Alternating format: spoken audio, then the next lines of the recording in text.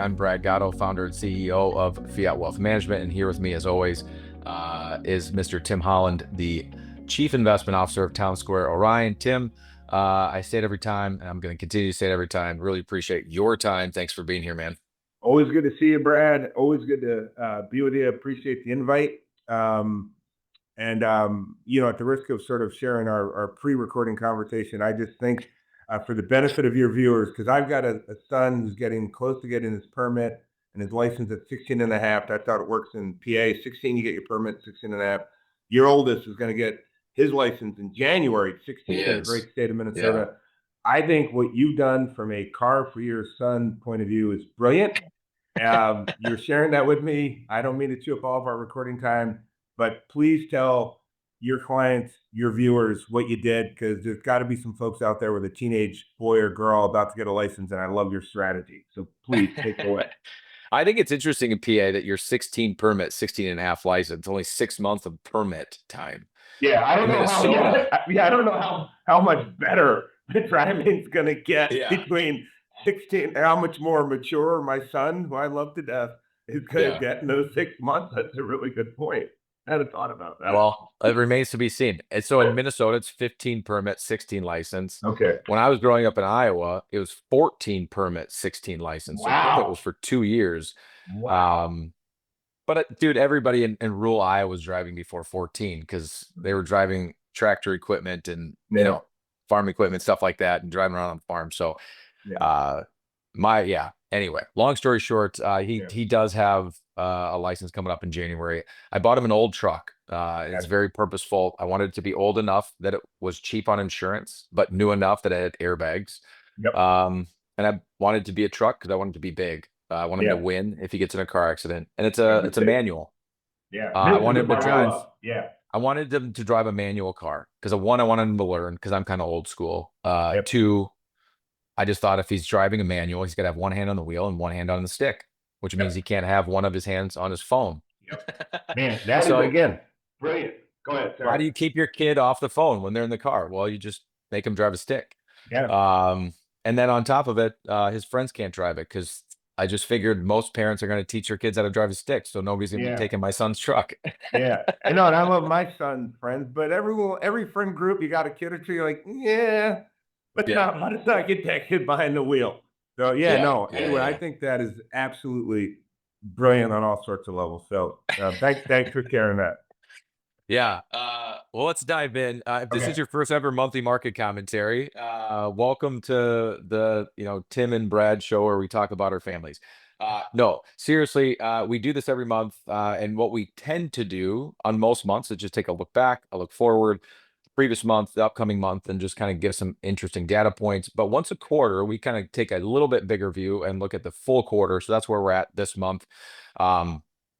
And so we're going to look back at the previous quarter, kind of take a look ahead at the upcoming quarter. And so we're going to do things just a little bit differently than normal.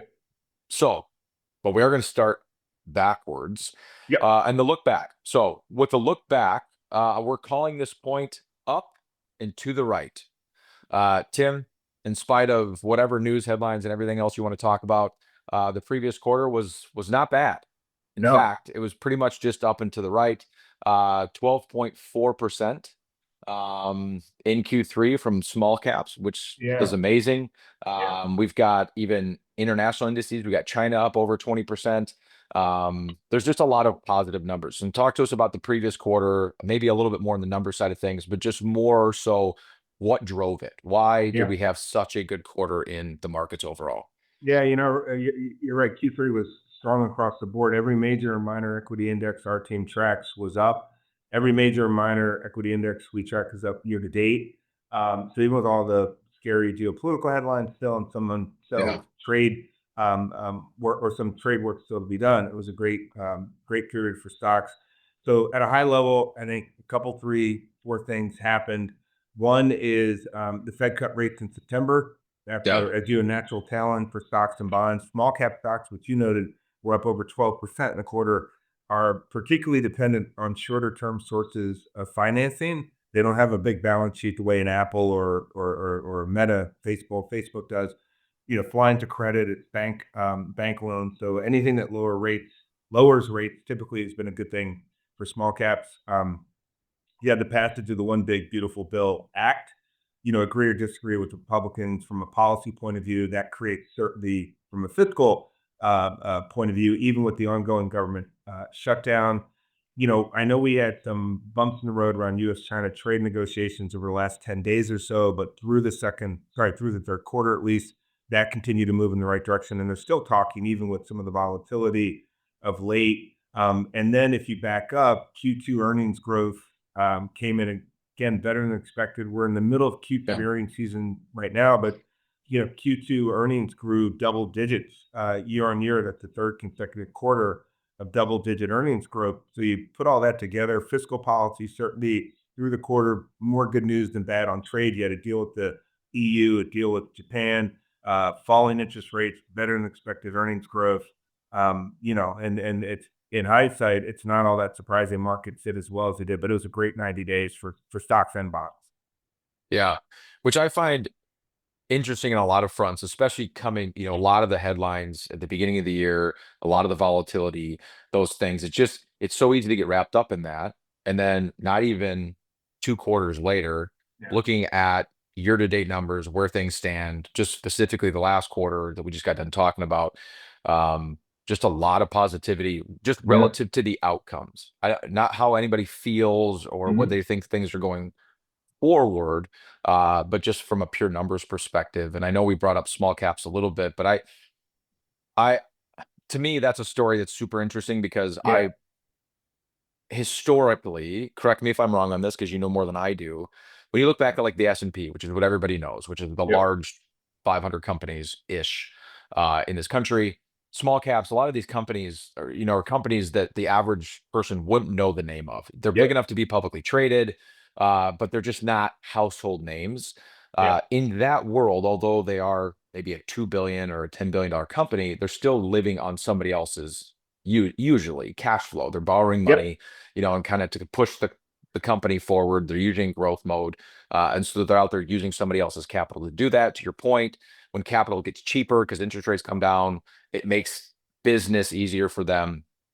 That being said, it's been 4 years. We just set an all-time high in the small cap index, but the last high was 4 years ago. And so for the last 4 years, they basically made kind of bumping along. And so this is my question to you, because I think I'm right. Historically, the S&P, if you just look at the averages of what it's going to return to the investor, the small cap world historically performs better. There's a little bit more juice in the small cap world, small publicly traded company world, which again is relative, right? Small publicly traded companies. But yeah, for the last 4 years, we've kind of seen this lag, and it's been very hard for investors to hold on. I've had multiple conversations with investors that are invested in small cap stocks and kind of starting to question, like, what am I doing here? Why is part of my portfolio in what we now know is a sector that for the last 4 years has basically done nothing? The last all-time high for the Russell was November 2021. The Russell 2000 being the benchmark for U.S. small cap stocks, as you know. And then a couple of weeks ago, finally made a new all-time high, and it's up nicely year to date over the last 3 months. So you're right. Historically, small caps have done better. They present greater volatility because they're smaller companies. Some of those companies aren't profitable. The ones that are the index are in growth mode. There's great potential, but there's great risk. So you get compensated by historically a greater rate of return for taking on that risk and that volatility relative to big. But you're right. It's been 4 years of a whole lot of nothing. So we could be past this inflection point where small starts to do better than big, and not just for a little bit of time, but for an extended period of time. But I think really what knocked small cap sideways for 4 years was the big spike in inflation, the federal funds rate going over 5%, what that did to borrowing costs, and then the uncertainty around trade and sort of the global economy, call it from January, February, still ongoing, but better. And I put those two things together, and those are huge headwind. Obviously, rates have come down. The Fed looks like they're going to cut again this month and in December, and we haven't landed the trade plane completely, but we've made a lot of progress. So it's sort of like back to earlier in the year. when international finally started to catch a bit. I know I'm you've been, glad you brought. I was going to bring that up. yeah, I'm glad you brought it up because this is a second asset class that yeah, investors have started to move away from, and they're like, I can't take it anymore. It's been too long. Like it's and, just, it's not doing what it's supposed to do. It's underperforming. And yeah, then here comes internationals roaring back. yeah, And now same thing with small cap. The two parts, like literally, if you've paid attention to your portfolio for the last handful of years, these have been the two parts of your portfolio that you're probably the most frustrated with. yeah, yeah, And yet here we go. This just goes to the story of staying diversified because yeah, everything kind of has its time, it has its day. What's the I'm gonna put you on the spot and see if yeah. because I literally don't know. I call it a quilt chart. Oh What is yeah, the yeah, yeah. actual name? What is the actual name of the chart that shows all the different asset classes and the performance Yeah, year over I year? mean, we call it the quilt internally as Oh, you well. do? Okay. And to your point, I looked at cash, large cap stock, U.S. stocks, small cap, U.S. stocks, developed international, emerging international, corporate bonds, investment grade. And it's the whole thing. And typically, you'll have a couple years where one asset class dominates, but over time, right, they sort of rise and they fall. Yeah. Um, and it's a great visual representation of the benefits of and the power of diversification if you give it time to play out. But international stocks are up 25, 28% year to date. The S&P is up Yeah. 14. And it's funny because you're right. We've had similar conversations with our clients around why do I own anything but the S&P 500? Yeah. And the rest of the world started to take off, and we've been overweight international since earlier in the year. The fiscal policy changes coming out of Western Europe were a big deal from our point of view. And then I remember going through the spring and summer, it's like talking to some folks like, okay, I get it, the rest of the world's working, but can we talk about small cap and why I have any exposure there? And I'm no expert, even though I'm I'm on the video with you. I'm no genius. I had no crystal ball, but I was kind of like, well, remember we wanted to maybe move away from international and we didn't. And you look at small, it's so depressed. It's so out of favor. And so now this is probably the first year in a long time where a broadly diversified portfolio is probably beating the S&P. And I'm not rooting against the US. I love this country of ours, but Yeah. it's kind of neat to see. I mean, that sort of holistic approach to portfolio construction is paying huge dividends this Yeah. this year after I know a couple of years of frustration, but I think it's fantastic to see. Yeah. Yeah, spent obviously spent a little more time on that point than we would normally would, but it's worth Yeah. it was worth the time, and it's worth mentioning Yeah. that um, patience Yeah. uh, is really hard, and there's a difference between gambling and investing, and making macro changes inside of your portfolio based on past performance is gambling. Yeah. Staying broadly diversified in all asset classes is investing, and you have to play the long game. And so what Yeah. we'll do is I'm going to attach to this video that quilt chart, the most recent one, so you guys can see visually what we're talking about. Great idea. And it will tell the story visually that Tim and I are trying to tell now. So let's switch gears and just kind of Yeah. get to kind of this a talking point before we look ahead. Yeah. Um, just an interesting talking point that I want to bring up as well, which is we're calling this one "Put It on Our Tab." Yeah. Which in most cases, I would view as a positive. If Yeah. my buddy said that to me, I'd be like, Yeah. thanks for, Thanks for the uh, beer. in this case, I don't necessarily mean it positively. It's the Yeah. US's tab. Everybody knows that we have debt. Everybody knows that the debt is growing.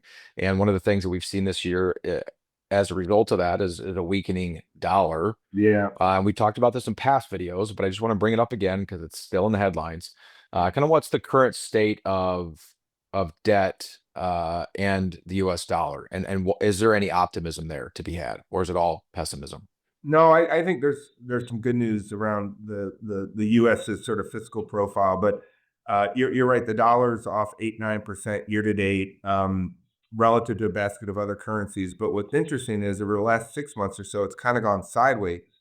So it seems to be stabilizing at a lower level relative to January 1, but also well above where it's traded at different points in time over the last 30 years. Obviously, we have a government shutdown right now, and there are lots of concerns about just the deficits we have been running and the amount of debt we've accumulated, which is probably somewhere around 100% of GDP. So, well north of $30 trillion. And so this narrative has taken hold that the U.S. can't get its financial house in order, and I think we do need to address some of these issues for sure. And that's leading to a weakening dollar, a move up in gold, people less optimistic about our economy on a go forward basis, and sort of Katie bar the door because all heck's about to break loose. And I'm not being dismissive of the fact that we've lived beyond our means for a long time. I'd like us to get our house in order. I don't know if that's a combination of sort of cutting spending and maybe doing some things with the tax code, but I'm not advocating for either. But those are the two big levers. But what I find interesting is if the world was really concerned about the U.S. And buying our bills, notes, and bonds that our government issues, you would think that our government would have to offer a more attractive yield to incent people to buy our paper, as they say. Sort of like if you're going to buy a bond from a well-capitalized, highly rated company, you probably need, or you're satisfied with a lower coupon or yield than you would need from something that could go out of business, right? It's a junk bond and you need a better rate of return. What I find interesting is our yields have come down year to date. The yield on the U.S. 10-year note, which is arguably our most important piece of financial paper and the world's most important piece of financial paper, is below 4%. It's at its low for the year, while some other countries that also have balance sheet issues, the UK, France, a few other countries, have seen their bond yields go up year to date. So always concerns for sure, things I think we have to do to kind of get our house in order. But I don't think the market is telling us it's time to run away from the U.S., the dollar, or our paper. And I think that's a huge vote of confidence. I really do. Well, I'll just wrap that all up by saying I agree with Warren Buffett on this one. I think his quote is, I could end the deficit in 5 minutes. You just pass a law that says anytime there's a deficit more than 3% of GDP, all sitting members of Congress are ineligible for re-election. That's pretty good. That would do it. That would do it. Yeah, no. All right, maybe they'll take you and he up on that, but maybe not. Probably not. Probably not. Okay, so on the look ahead, I'm going to do something just a little bit different here. Ham and egg it, good cop, bad cop, however you want to look at this. Do you ever see do you remember the Lego movie? Good cop, bad cop. Liam Neeson. He was playing the figurine. He would just turn around his head, I think. Yes. I will admit to all of our viewers that I'm a sucker for a good like Pixar movie. In fact, in my top 5 favorite movies of all time is Toy Story. I think it's that's one of the best movies of all time. That's a great movie. Yeah, sorry, go ahead. It's a great movie. Yeah, no, good. So I'm going to play bad cop. I'm going to be the pessimist. And we've talked about this before too. There's always 3 reasons or more you could look at the future and be like, everything's going to, you know what, in a handbasket. Or you could be an eternal optimist. So I'm going to play the negative side and then you play the positive side. Okay. So on the look forward, the reason to be pessimistic and why you might think that, you need to kind of batten down the hatches and maybe make some changes in life or change portfolio or whatever it may be. You could look at the fact that the S&P is trading at 22 times its earnings. If that doesn't mean anything to you, I'll just tell you it's not awesome. The labor market has softened pretty substantially. All the jobs reports aren't exactly where we intended for them to be or thought they would be. We're in the midst, as we record this anyway, of a U.S. government shutdown. That hasn't happened. Historically, I know it's been a couple times recently, but that's not exactly a precedent we want to keep setting. Inflation isn't exactly where the Fed wants it. They wanted it to. It's closer to 3. Trade policy still is unsettled. Yes, there's some things that have settled out, but there's still a lot of uncertainty there. Europe's not doing what they said they would do, which tell me that's not a broken record. And they said that they were going to kind of beef up all their defense and infrastructure, geopolitical things. We've still got the war in Ukraine going on. And all that put together leads me to believe, Tim, that the rug's going to get pulled out. So prove me wrong. All right, I'll do my best. Those are all legitimate concerns. As you've noted already, there's always, several things to worry about. If I was to take the other side of that argument, and I'll probably repeat some of the points we've made, but and again, I am more of an optimist when it comes to investing, when it comes to life. I just, after a lot of years of not being an optimist, I figured out, at least for me, a better way to live, and I also think it's a better way to invest because, as we've talked about, the economy tends to expand about 85, 90% of the time, and markets tend to go up about 80% of the time. So to bet against the US economy and the US market, the odds are nowhere near in your favor. Now, obviously, we get corrections, we get bear markets, we even get meaningful recessions, but they're rare. So I also selfishly want to put the odds in my favor. So as we think about the negatives that you just articulated, and they're all very legitimate points, if we think about the other side of the ledger, we still think there's more good news than bad around the economy in the year end for sure.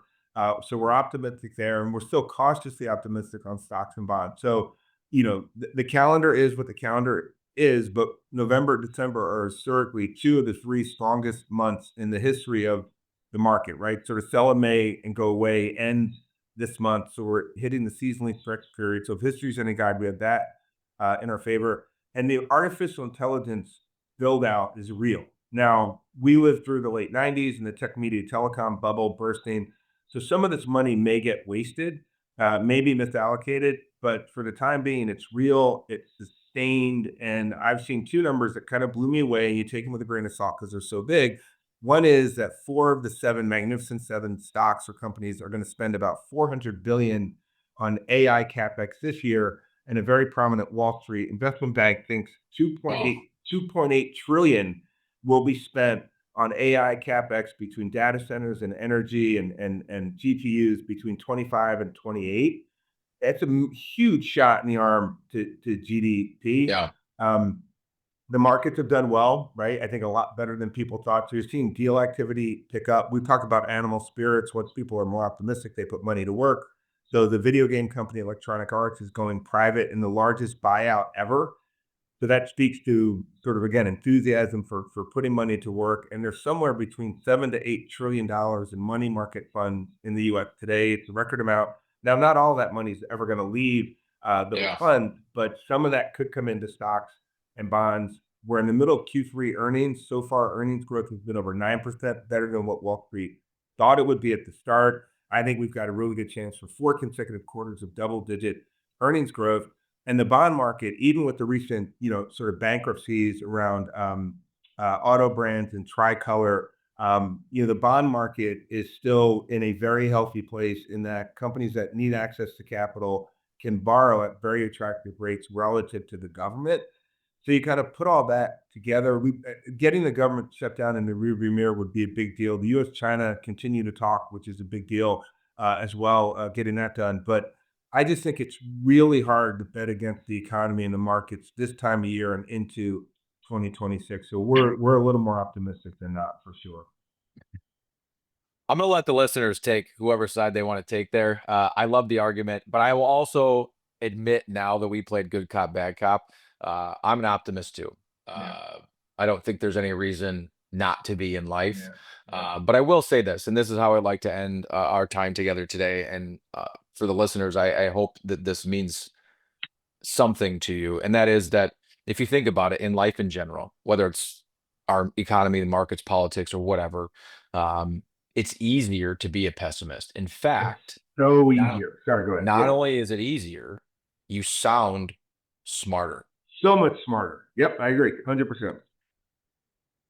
Optimists, a lot of times, not only is it a harder stance to take a lot of times, but a lot of times you sound ignorant, you sound stupid. And so it's an interesting psychological dynamic when we're talking about money, being an optimist, because every time you hear somebody in the news or you read an article that points out 4 or 5 things that could kind of pull the string and untether everything, you're like, yeah, that could be right.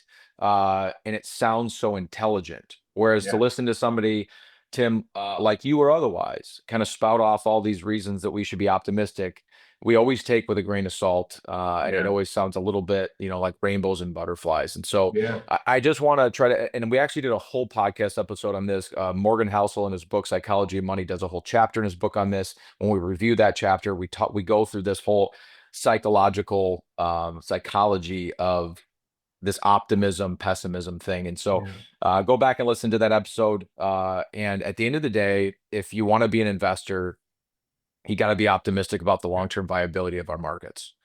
And there was a study done years ago that ended up winning a Nobel Prize and figured out in that study that timing of the market was less than 2% of the average portfolio's growth. Not 2% per year, 2% of the overall growth. So if the growth was 10%, only 2% of the 10, which is 0.2%, comes from market timing. It's just not where people make money. In fact, usually it's the opposite. Market timing is usually where the average lay investor underperforms the market, is because of market timing. So you either get into the markets because you're optimistic about the long-term viability, and if you're not, you shouldn't be in them at all. So there's that cognitive dissonance there that we have to deal with. But Tim, really appreciate the data that you give to us. Really appreciate how you and your team care for our clients in an indirect way by staying on top of this stuff and finding great places for us to build out these diversified portfolios. And obviously every month for spending some time with us here and kind of breaking down what's going on. So appreciate your time. Everybody, as a reminder, we do these every single month. They're all on the website. You can go there. And if you go to our website, fiatwm.com, you're going to find a lot more information. Education is the most powerful tool you have in life. Where we try to intersect isn't information, because you don't need us for information. We all have Google. We all have ChatGPT. What we try to bring is wisdom with that information of what to do with it and boil it down in ways that really matter to your family. So whether it's this or it's our podcast or it's our radio show or anything else that we're doing from an educational standpoint, I encourage you to check that out on the website. And we'll see you all back next month, which is already November, for the November monthly market commentary. Tim, enjoy the rest of your day, and we'll see all of you next month. Take care.